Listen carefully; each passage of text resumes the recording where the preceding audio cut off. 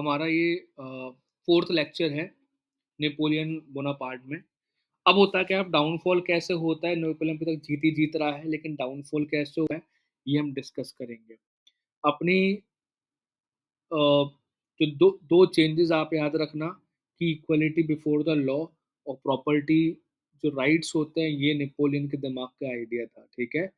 और दो चीज़ें और हो गई कि इक्वलिटी बिफोर द लॉ, इसी को हम लोग बोलते हैं आज़ादी। आज के टाइम में आज़ादी का मतलब क्या है कि हम खुल के रह पा रहे हैं। हम हमें शक्तिहीन व्यक्ति खुल के नहीं रह सकता। और शक्ति कौन दे रहा है आज के टाइम में इंसान को? कानून शक्ति देता है, ठीक है। Equality before the law is एक तरीके का लिबर्टी है। आज़ादी जिसे हम बोलते हैं लिबर्टी, ठीक है। तो लिबर्टी हमें कानून प्रोवाइड करता है। दूसरा हमारे पास हो गया कि लोग नेपोलियन की तरफ क्यों थे, क्यों सपोर्ट करते थे, ठीक है। क्यों आर्मी बन गई, क्यों लड़ रहे हैं नेपोलियन के लिए? क्योंकि नेपोलियन ने उन लोगों को ये नहीं बोला कि आर्मी में लड़ो, लोग बाग अपने विल से लड़ रहे थे। क्यों? क्योंकि नेपोलियन ने ये बोला कि ये नेशनलिज्म, राष्ट्रवाद है, अपने देश के लिए मरना, ठीक है। पहले लोग राजा के लिए लड़ते थे, ठीक है, लेकिन नेपोलियन ने ये नहीं बोला कभी कि मैं राजा हूं, मेरे लिए लड़ो, मेरे लिए मरो। नहीं, नेपोलियन ने बोला राष्ट्र के लिए मरो, राष्ट्र के लिए लड़ो, ठीक है। तो नेशनलिज्म, तो नेपोलियन का तरीका बहुत नया था, जो आज भी हम लोग को अपनी सोसाइटी में देखने को मिल जाता है। अब डाउनफॉल ऑफ नेपोलियन कैसे शुरू होता है? सबसे पहले continental continental continental continental system का बहिष्कार कौन करता है? रशिया अपोज करता है, ठीक है। रशिया अपोज करता है, तो ये रशिया के अगेंस्ट अपनी ग्रांड ग्रांड मतलब बहुत बड़ी आर्मी ले जाता है, ग्रैंड आर्मी लेके जाता है ये रशिया की तरफ। बहुत, तो मैंने बताया मॉस्को, मॉस्को के पीछे सारा कुछ ठंडा पड़ा हुआ है, ठीक है। और 1812 में, ध्यान रखना ये रटने वाली चीज है, बैटल ऑफ बोरोडिन बोरोडिनो बैटल ऑफ बोरोडिनो होता है। और ये नेपोलियन जीत जाता है और ये मॉस्को पर पहुंच जाता है। रीच मॉस्को, मॉस्को पर पूरा कब्जा हो जाता है नेपोलियन का, ठीक है। बैटल ऑफ बोरोडिनो से याद रख लो, बोरोलिन से याद रख लो, बोरो, ठीक है।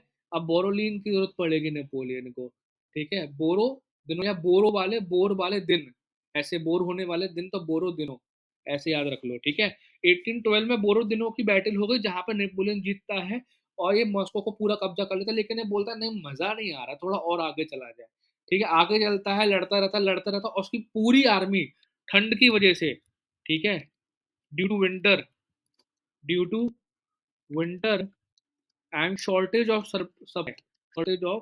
Supply, entire army entire army collapsed.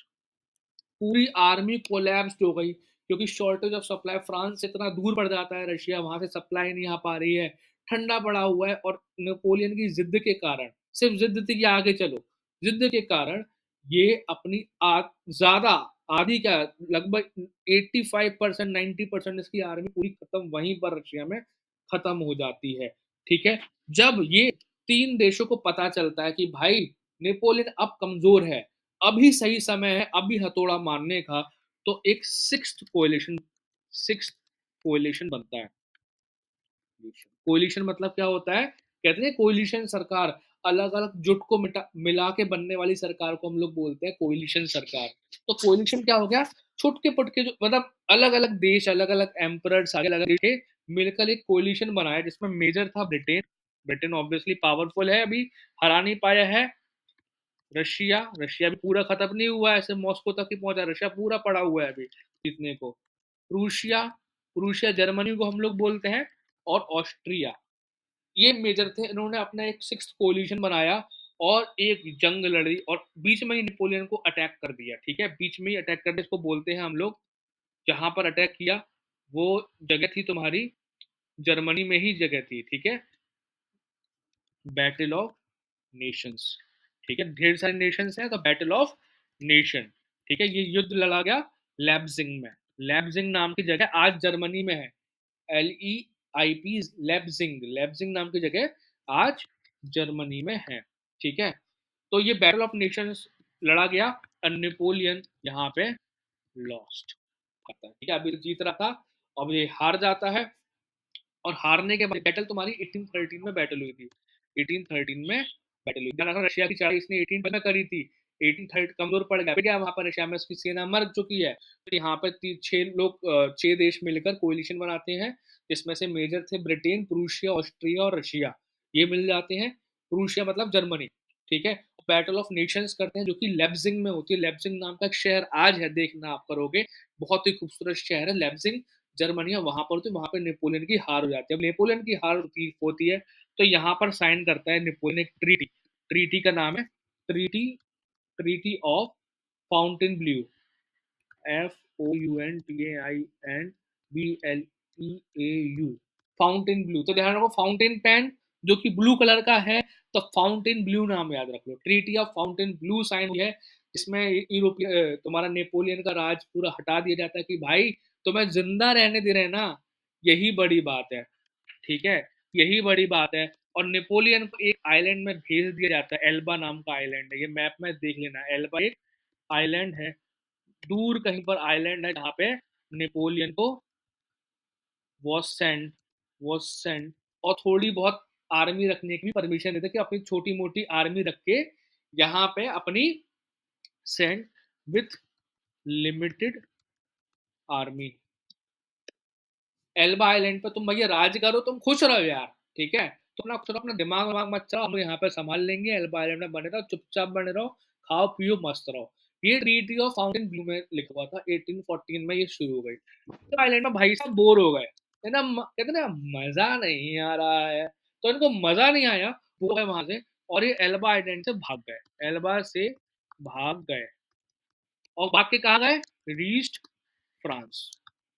अब फ्रांस भाग गए, और यहाँ पर इन्होंने, जिसे हम बोलते हैं 100 दिन का period, period of 100 days, period of 100 days बोलते हैं, जो इन्होंने फ्रांस में बिताया, जो भी वक्त इन्होंने फ्रांस में बिताया, जिससे हम बोलते हैं पीरियड ऑफ 100 डेज। फ्रांस पहुंचे, फ्रांस में इन्होंने अपनी आर्मी फिर से बनाई। ठीक है, फिर से इन्होंने अपनी आर्मी बनाई, 100 दिन के अंदर उन्होंने दोबारा से युद्ध की शुरुआत करी, और युद्ध के लिए पहुंचे ये बेल्जियम। ध्यान रखना, मैंने स्टार्टिंग में आपको बताया था, बेल्जियम नाम याद रख, बेल्जियम एक कंट्री है, दिखा दे रहा हूँ मैप शायद, हाँ, ये जर्मनी और फ्रांस के बीच छोटा सा येलो कंट्री है बेल्जियम, तो यहाँ युद्ध लड़ने पहुंच जाते हैं।